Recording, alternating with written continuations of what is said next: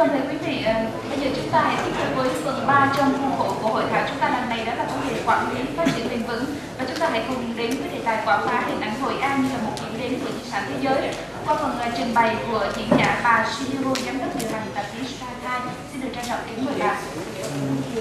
Chairman of the People's Committee, Mr. Tai, my very generous host from VFICS and the VIPs up on front, and the people of Hoi An and the planning authority in Hoi An, and the new friends that I have made all of yesterday. For me, it is a singular privilege to be here. And for me, to be able to share this important moment in your history is extremely important. Maybe what I should do is try to guess why indeed I received this privilege from Mr. Tai.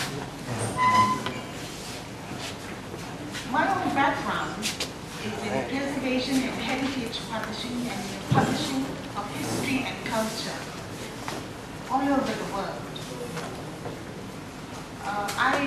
I've led teams for many years in producing branding and product identification campaigns in Asian languages and in European languages.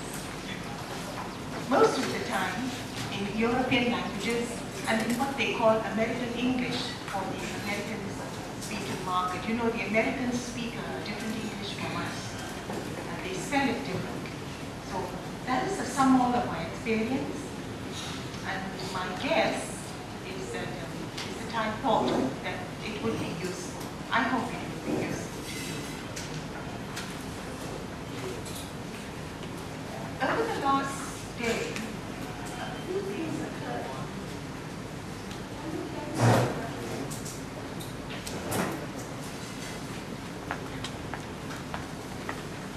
Oh, you can't hear me. Can you hear me now? Did you miss all of that? Okay, you got it. I would like now to put in front of your head and your eyes a few pictures and a few images of towns and cities that are special that you may or may not know, for whom I have worked with. Jakarta in the heart of Java, where it is near Borobudur. Rangoon, Yangon, that has a great Shwe Dagon temple. Colmar, spelled C-O-L-M-A-R, in between the French and the Italian Alps. It's very beautiful, old, romantic Renaissance town. Venice, who you probably would know. And Jaipur in India, and also in the south, Kerala. What do all of these cities have in common? To the general world and to the general public, they have an image, for better or for worse. If you think of the Eiffel Tower, Paris comes to mind. But did you know there is an Eiffel Tower in Las Vegas? Images. If you think of bullfights, Spain comes to mind. But the bullfight is something pervasive in Latin America and also in Mexico. But Spain comes to mind. What I would like to suggest to you today, in particular in this important movement in your history of planning, is that you try to define for yourself a very basic fundamental and go down to the very basics and say to you yourself, what is important for me in Hoi An, because I live in Hoi An. I can only share with you, but I can't tell you what is important for you, because I'm embarrassed to say that I really know very little, really very little, till I met Mr. Tai, and then his passion, we all got quite taken up. So you have to decide that. And when you have decided that, then you will do all of these. Yeah, that's right. Here is your historical, your architectural, your culinary, your natural, your green ecological, and your anthropological, your archaeological and cultural heritage. And then you can break it down this way. But when you break it down this way thematically, you need to decide for each of these items. Of course, you will have a lot of activities. And all of yesterday and today, we had so many activities and so many big ideas. But you need an image or identifier. You need an entry for the global citizen or the tourist. So for each of these items, you need one. Actually, you are blessed. Until I came to Hoi An and started researching Hoi An on the internet, I didn't know that you have the legacy of a long history, that you have a cosmopolitan past, that you had a grand ancient times, and that you now must claim not only your legacy, but you must flourish in what I would call the Asian Renaissance of Hoi An. This, I think, is something that you could consider doing, and you could consider doing it well, but you would have to claim ownership of it yourself. This is what we should be doing. These are factors of heritage that must become what I call unique identifiers. It's being flashed in Vietnamese, so I hope I'm following it correctly.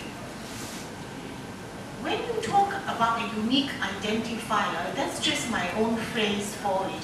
In marketing and consumer, in particular in what they call fast-moving consumer goods terms, they would call it branding. But in the case of a World Heritage Site like Hoi An, I think you need to do more than just brand it. You need to consider for yourself, and this you have to do, the people of Hoi An and the planning authorities have to do. What is emotional?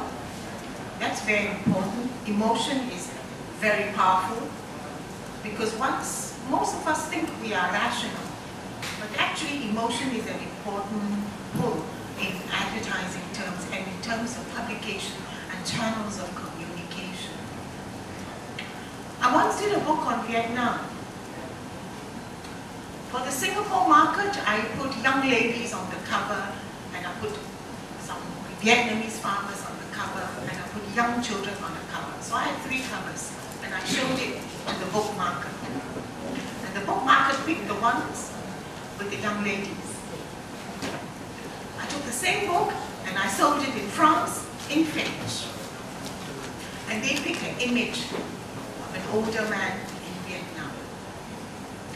I sold the same book in Italy, and they picked an image of young women. So you see, you, Hoi An, are different things to different markets in the world. So you have to choose and make that decision within yourself. So rather than be confused and get disorganized, which you can easily be, you need to find some basic core fundamentals. What are we in Hoi An? Biodiversity, history, culture.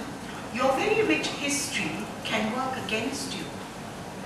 To the European market, all those fancy gates can be too elaborate. You have to be careful.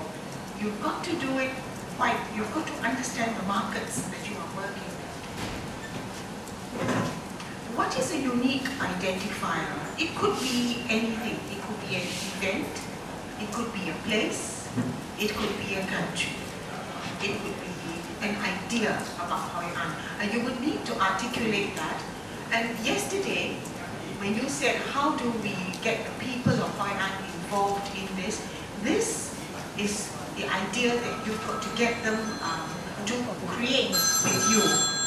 I don't think it is something that planners like us can create for you and make them buy it, because then it'll start all